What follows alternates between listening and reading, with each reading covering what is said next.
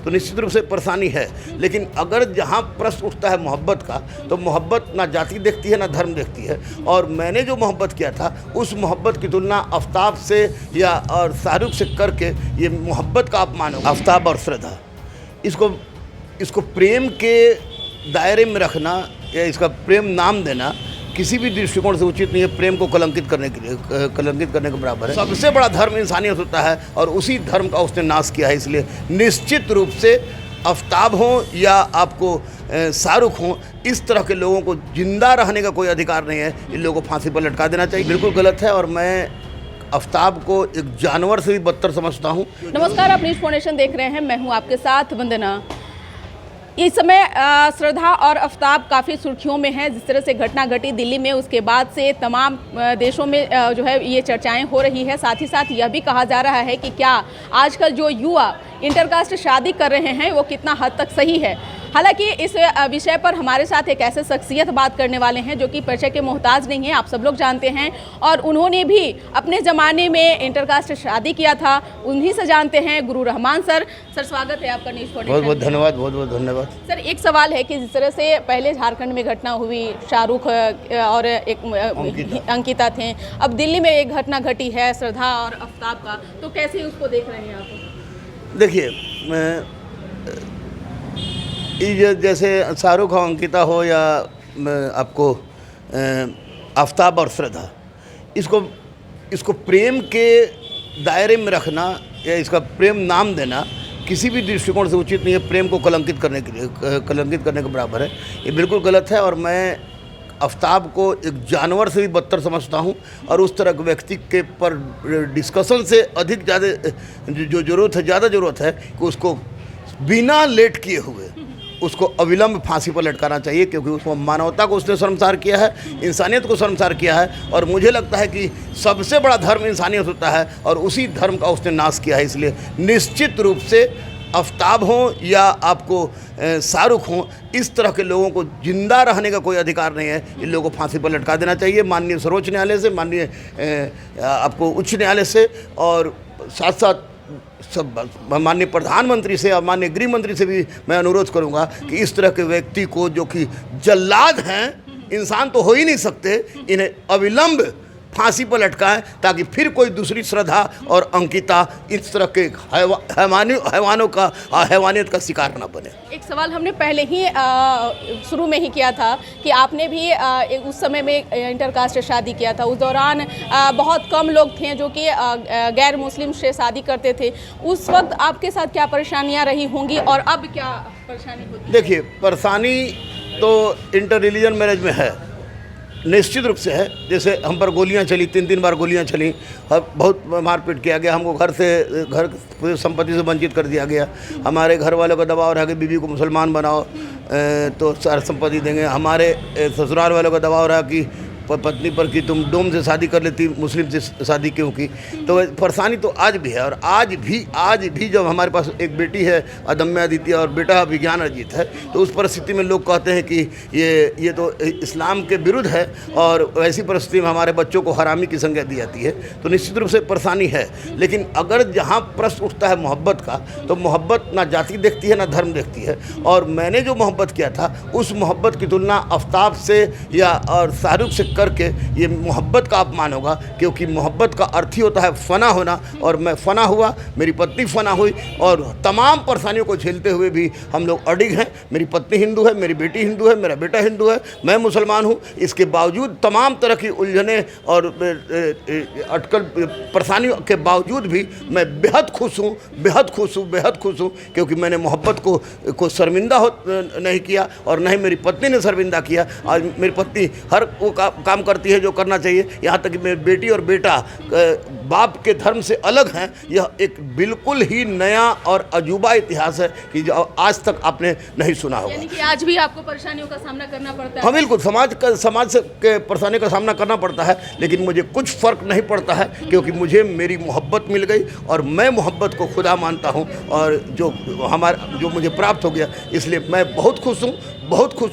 मेरी पत्नी भी बहुत खुश है। लेकिन आफ्ताब और शाहरुख जैसे जितने लोग हों, उन लोगों को जितना जल्दी हो सके जड़ से कबाड़ के फेंक देना चाहिए, ताकि फिर इंसानियत को लोग हैवानियत की नज़र से ना देखें। मेरा सवाल इसलिए आपसे है कि आप एक गुरु भी हैं और आपसे हज़ारों की संख्या में जो युवा हैं वो जुड़े हुए हैं, और आपने भी गैर मुस्लिम शादी किया, तो क्या आप इजाज़त देते हैं इस तरह के मैरिज करना चाहिए बच्चों को? Definitely note, definitely note, definitely note. किसी भी परिस्थिति में नहीं, इसलिए कि सब गुरु रहमान नहीं हो सकता है, सब गुरु रहमान नहीं हो सकता है।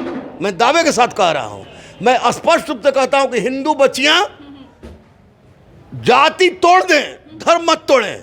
मुसलमान बच्चियाँ जाति तोड़ दें, धर्म मत तोड़ें, क्योंकि दो अलग अलग धर्मों में विवाह करना एक टफ काम है और सब गुरु रहमान नहीं हो सकता है। उसका आप ज्वलंत उदाहरण देख रही है। 2007 में मैंने विवाह किया, 2022 है। इस बीच में आज तक हमारे और पत्नी के बीच में एक बार भी तू मैं भी नहीं हुआ। इस बात का परिचायक है कि मोहब्बत जाति और धर्म से बहुत ऊपर की चीज़ है। लेकिन मैं अपनी बेटियों से, अपनी बहनों से ये अनुरोध करूंगा, जितनी भी हो, कि हिंदू बेटियों से भी कहूंगा कि वो आप अगर शादी करना चाह रही हैं तो आप शादी कीजिए हिंदू में ही, लेकिन हिंदू में ही कीजिए। कास्ट टूट सकता है, भगवान नहीं छूटना अलग होना चाहिए, धर्म नहीं टूटना चाहिए। मुसलमान बेटियों से कहेंगे कि वे भी अब शादी करना चाहती हैं तो मुसलमान में ही करें, भले ही उनका जाति टूट जाए, धर्म नहीं टूटे, क्योंकि इंटर रिलीजन करना और उसको निभा देना किसी ऐरे गहरे का काम नहीं है। और गुरु रहमान बार बार पृथ्वी पर पैदा नहीं होता है। मैं पैदा हुआ हूँ एक इतिहास लेकर। मोहब्बत मेरा जिंदाबाद था, जिंदाबाद है और जिंदाबाद रहेगा, ये मैं बार बार कहता हूँ। लेकिन इंटर रिलीजन मैरिज का मैं विरोधी था, विरोधी हूँ। लेकिन युवाओं ने तो कहेगा ना कि जब गुरु रहमान अपने गैर मुस्लिम से शादी किए, हम लोगों को इजाजत नहीं दे रहे हैं, तो क्या प्यार करना गुनाह है? प्यार करना कहाँ गुनाह है भाई? प्यार करना तो हमारे इस्लाम की सबसे बड़ी विशेषता है, हमारे हजरत मोहम्मद ने भी कहा है। लेकिन प्यार करके 35 टुकड़ा में काट देना, प्यार करके लव जिहाद का नारा लगवाना, नाम छुपा के प्यार करना, ये गुनाह है, संगीन गुनाह है। इसको मैं गुनाह कबीरा के रूप में रखता हूँ। और अगर लड़के आवाज़ उठाते हैं तो लड़के गुरु रहमान बन के दिखाएं, क्योंकि गुरु रहमान ने आज तक किसी भी तरह की धर्म की बात अपने प्यार में नहीं आने दिया। नहीं तो गुरु रहमान की बेटी और बेटा हिंदू नहीं होते।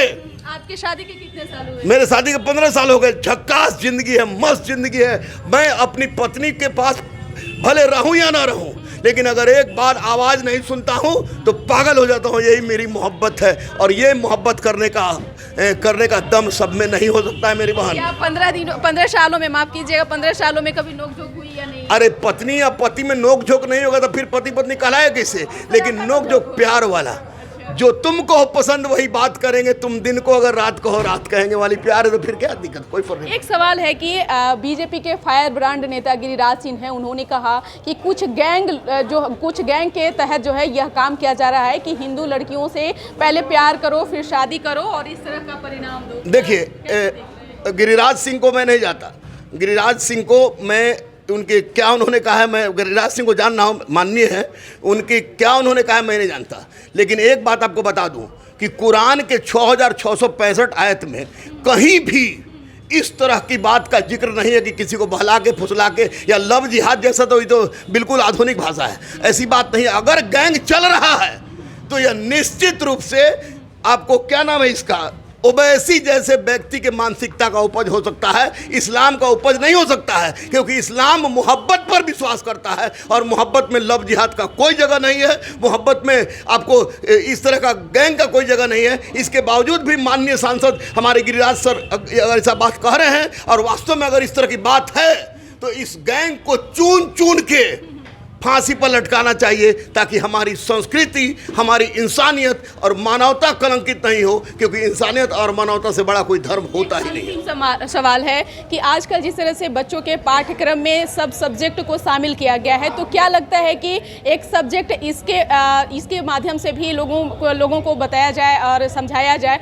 जिस तरह से बच्चों के आए दिन जो चीज़ें सामने हो रही है, क्योंकि श्रद्धा और आफ्ताब हों, शाहरुख या अंकिता हों, इन जैसों के मतलब झांसे में ना आए तो नहीं। उसका मैं समर्थन इसलिए नहीं कर रहा हूं कि मैं बार बार कहता हूं कि आज समय आ गया है कि सिलेबस चाहे पहला का हो या पहला से एमए का हो या मेडिकल का हो या इंजीनियरिंग का हो या किसी चीज़ का हो, सिलेबस में कम से कम सनातन संस्कृति जोड़ दे, क्योंकि सनातन संस्कृति जानने के बाद हम अपनी संस्कार और तहजीब को सीख जाएंगे। और अगर संस्कार और तहजीब जो लोग सीख जाएगा तो निश्चित रूप से इस तरह की बात नहीं करेगा। लेकिन स्पष्ट रूप से मेरा कहना है कि कैरियर सबसे बड़ा चीज़ होता है और सबसे पहले बच्चे कैरियर को देखें।